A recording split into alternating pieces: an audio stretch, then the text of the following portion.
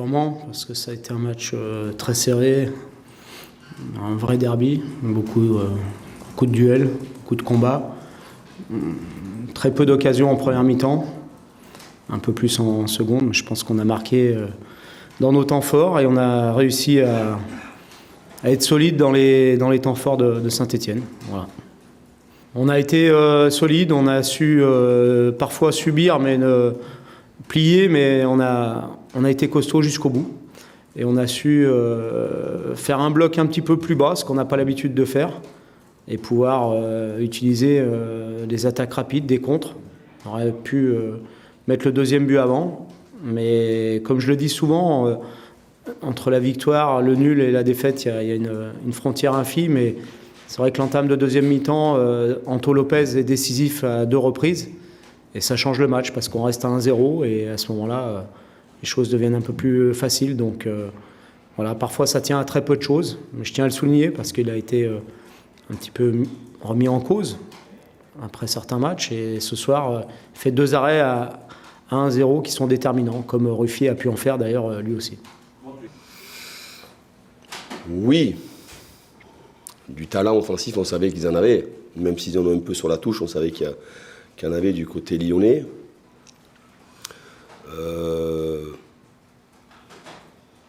On s'est créé les situations où on aurait mérité de marquer.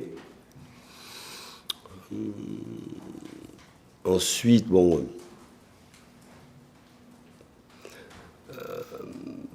on finit cette série sur les rotules et que tous les matchs qu'on a fait auparavant, et notamment, je reviens encore sur le jeudi dimanche, ça engendre beaucoup de fatigue et qu'il a manqué à la fois peut-être de lucidité, mais aussi il a manqué de justesse à un certain moment dans des temps forts, que nous avons eus, et avec aussi un manque de réussite, même si, avec un manque de réussite, je pense à la frappe de Kevin Monet-Paquet, même si aussi quand même Lyon s'est créé des situations, je trouvais que c'était finalement un derby ouvert, qui semblait être fermé à un certain moment, et puis ça s'est ouvert au fur et à mesure. Et malheureusement, voilà, dans nos temps forts, on est malheureux sur la première situation où c'est Robert Béric qui, lui, dévie le ballon sur l'action de Vincent Pajot. On est malheureux sur la frappe de Kevin Monet-Paquet. Malheureux aussi sur le fait que voilà, c'est Vincent Pajot avec un très bel arrêt du gardien lyonnais. Mais j'ai rien à reprocher à mes joueurs sur ce derby. Ils ont fait un derby à l'image de ce qu'ils font actuellement. Mais voilà, c'est une grosse déception.